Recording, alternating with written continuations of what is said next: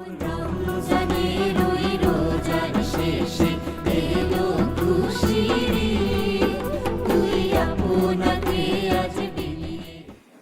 শিক্ষার্থীবৃন্দ, আমরা আজকে শুরু করতে যাচ্ছি এপিসোড 57। তোমাদেরকে আবারও জানাচ্ছি পবিত্র ঈদ উল ফিতরের শুভেচ্ছা। ঈদ মুবারক। প্রিয় শিক্ষার্থী এবং ছাত্রছাত্রীবৃন্দ, আমরা 56টি পাঠ অংশগ্রহণ করেছি। আজকে 57তে যেটা আলোচনা করব সেটা কস্ট অ্যাকাউন্টিং এর ইন্টারমিডিয়েট লেভেলের জন্য আজকে শেষ ক্লাস কস্ট অ্যাকাউন্টিং এর জন্য, এবং এটা হচ্ছে কস্ট স্টেটমেন্ট ফর টেন্ডার অথবা টেন্ডার কস্ট শিট, যাই বলি না কেন। আমরা কিভাবে একটা কস্ট শিট তৈরি করতে হয় সেটা জেনেছি, সেখানে কিভাবে প্রফিট নির্ধারণ করতে হয় সেটা জেনেছি।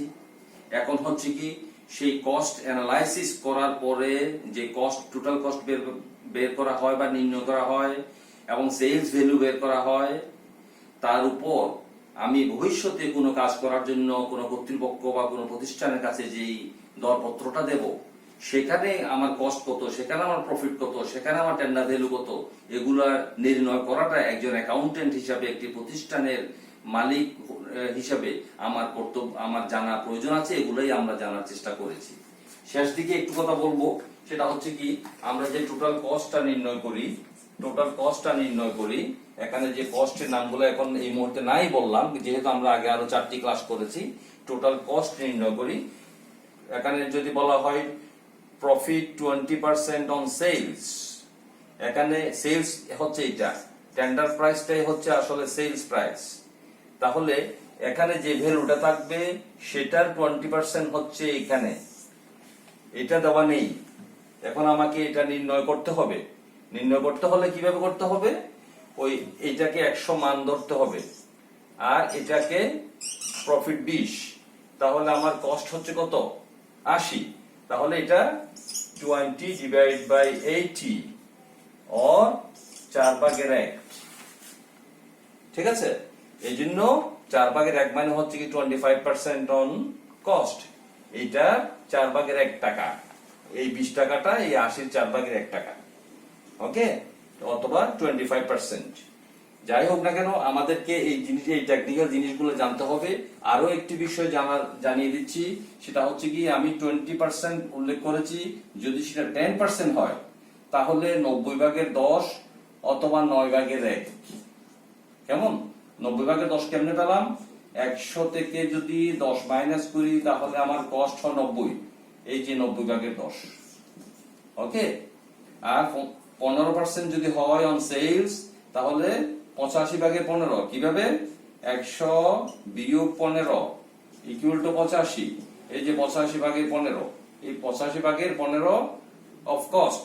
একইভাবে 25% অন সেলস যখন হয় 75/25 অথবা 3/1। কিভাবে? ওই 100 বিয়োগ 25 ইকুয়াল টু 75, এই যে 75/25। এভাবেই আমাদেরকে বিষয়গুলোকে নজরে আনতে হবে, আমাদেরকে জানতে হবে, বুঝতে হবে টেকনিক্যাল বিষয়গুলি। অঙ্কটা ছোট কিন্তু টেকনিক্যাল। টেন্ডার কস্ট শিটটা পরীক্ষায় আসতে পারে, কিন্তু ছোট আকারে হলেও এই টেকনিক্যাল জিনিসগুলি তোমাদেরকে অবশ্যই জানতে হবে। প্রিয় শিক্ষার্থীবৃন্দ, আমরা এখন এই প্রসঙ্গ নিয়ে আমরা শুরু করতে যাচ্ছি আমাদের মূল আলোচনা। প্রিয় শিক্ষার্থীবৃন্দ, আজকে আমাদের এপিসোড 57 এর কস্ট অ্যাকাউন্টিং বা উৎপাদন ব্যয় হিসাব বিজ্ঞানের 6ষ্ঠ ক্লাস, আজকে পার্ট 6। আমরা আবারও টেন্ডার কস্ট শিট বা দরপত্র ব্যয় বিবরণী নিয়ে আলোচনা করব। এই আলোচনায় তোমাদেরকে স্বাগতম জানাচ্ছি এবং তোমাদের অ্যাটেনশন ড্র করতেছি, কারণ আজকের আলোচনাটা তোমাদেরকে একটু মনোযোগ দিয়ে শুনতে হবে। আজকের পাঠে যা থাকবে, দরপত্র ব্যয় বিবরণীতে মুনাফা নির্ণয় পদ্ধতি বা টেন্ডার কস্ট শিটে প্রফিট ক্যালকুলেশন করা আর একটা এক্সাম্পল। প্রথমে আমরা মুনাফা নির্ণয়ের জন্য দুটি স্তর পেয়ে থাকি। একটা হচ্ছে কি ব্যয়ের উপর মুনাফা নির্ণয়, আর একটা হচ্ছে কি বিক্রয়ের উপর মুনাফা নির্ণয়।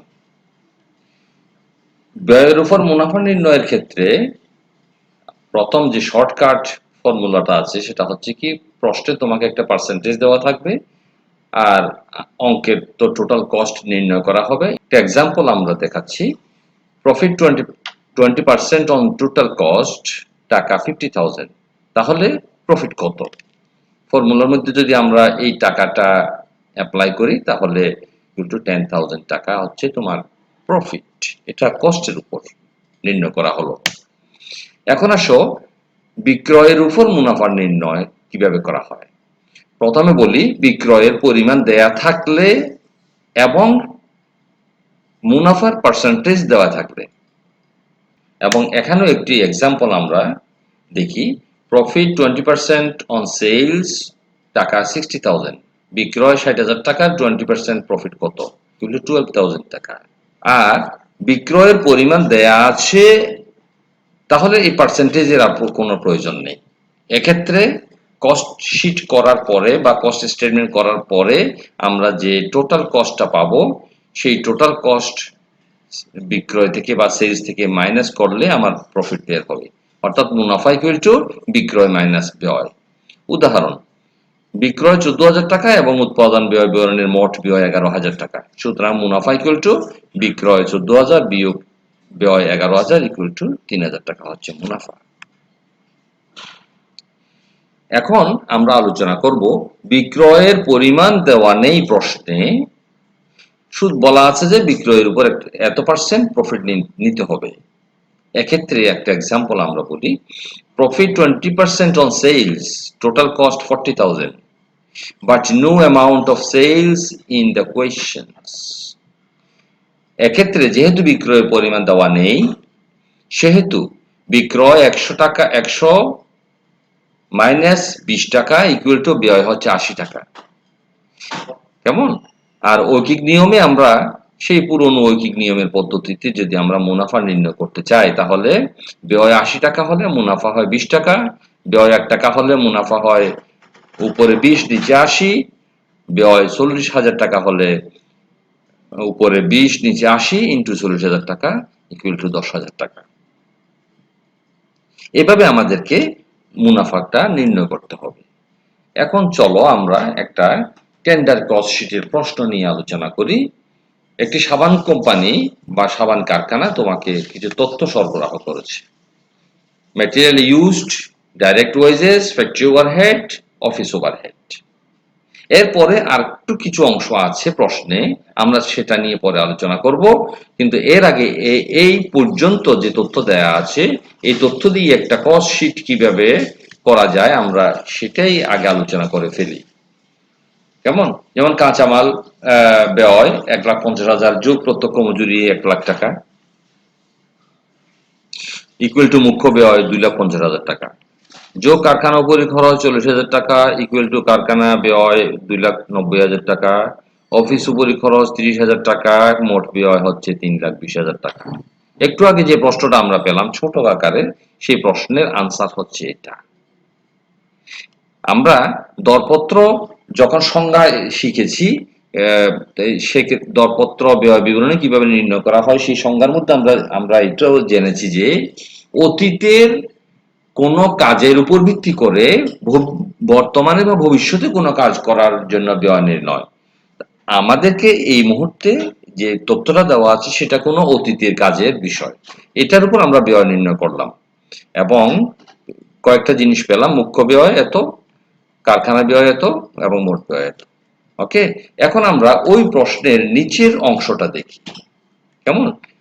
এই যে নিচের অংশটা, উপরের তথ্যের উপর ভিত্তি করে কোম্পানি একটি দরপত্র নির্ধারণ করতে চায়, যেখানে কাঁচামাল হবে 50,000, মজুরি হবে 20,000 টাকা। প্রত্যক্ষ মজুরির উপর কারখানা উপরি খরচের শতকরা হার এবং কারখানা ব্যয়ের উপর অফিস উপরি খরচের শতকরা হারের ভিত্তিতে দরপত্রের কারখানা উপরি খরচ ও অফিস উপরি খরচ নির্ধারণ করতে হবে।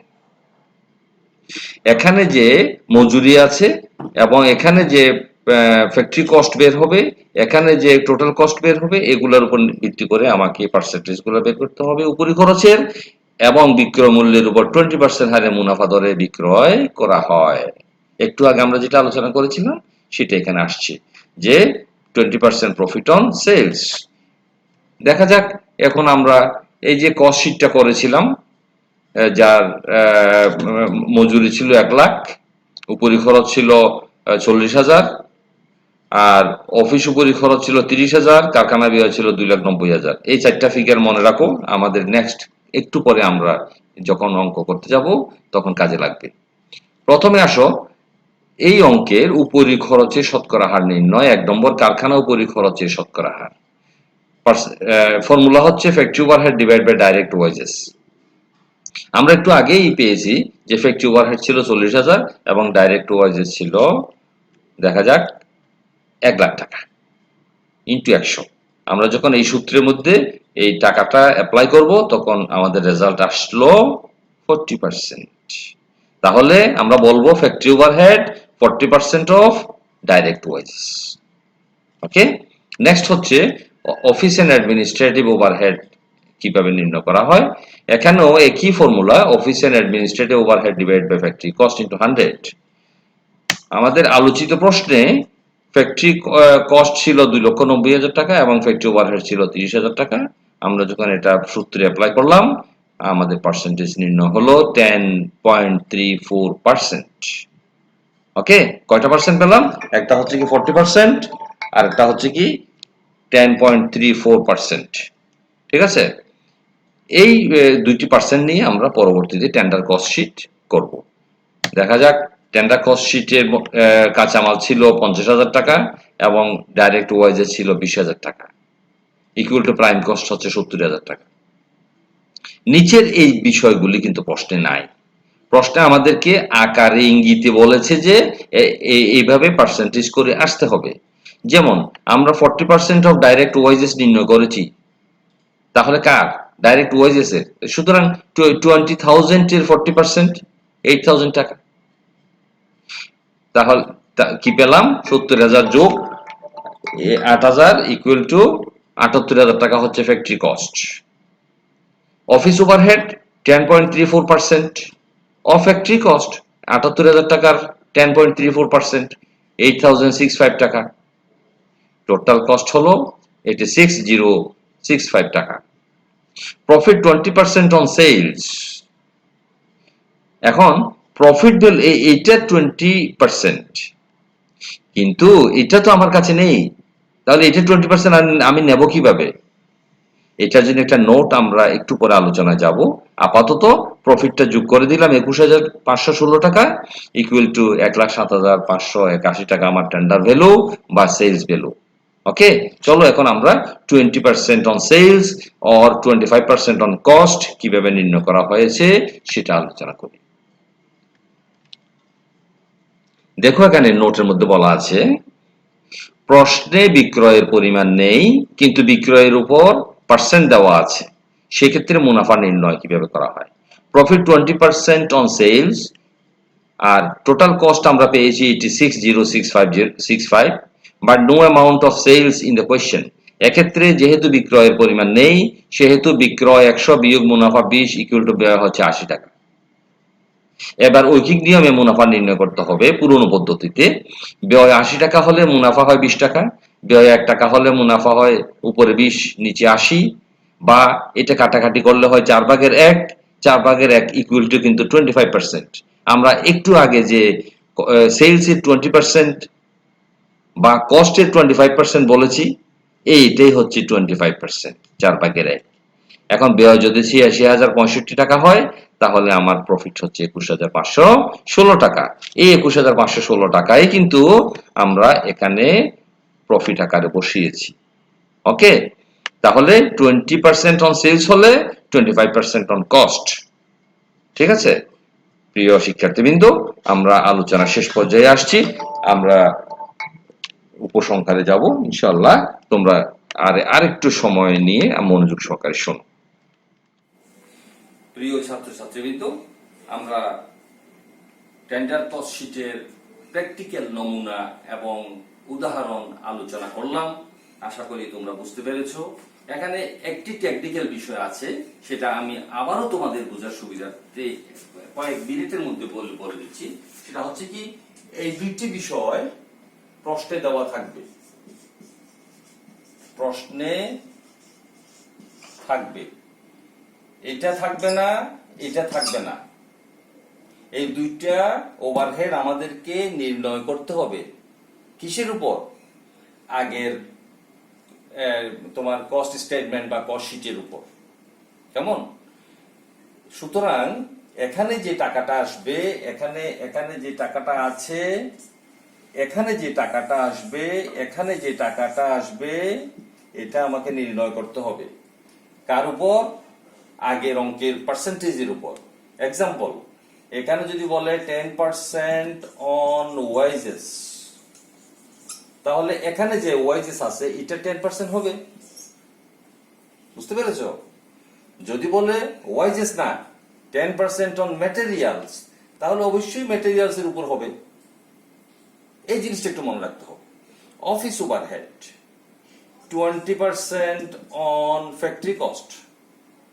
যদি ফ্যাক্টরি কস্টের উপর হয় তাহলে হ্যাঁ, এখানে যে ফ্যাক্টরি কস্ট থাকবে সেটার উপর হবে না। যদি এমন হয় 20% অন ফ্যাক্টরি ওভারহেড, তাহলে এটার উপর হবে। সুতরাং এই জিনিসটা, টেকনিক্যাল জিনিসটা যদি তোমরা আয়ত্তে রাখতে পারো, তাহলে টেন্ডার কস্ট শিট তোমাদের জন্য একদম স্বচ্ছ, কোনো কষ্টের বিষয় নাই। তোমরা প্রথমে কস্ট শিট জেনেছো, তারপরে টেন্ডার জেনেছো, এখন টেন্ডার কস্ট শিট জানলা। কারা করে? যারা অন্য প্রতিষ্ঠানের কাজ টেন্ডারের মাধ্যমে প্রাপ্ত কাজটা তারা করে থাকে।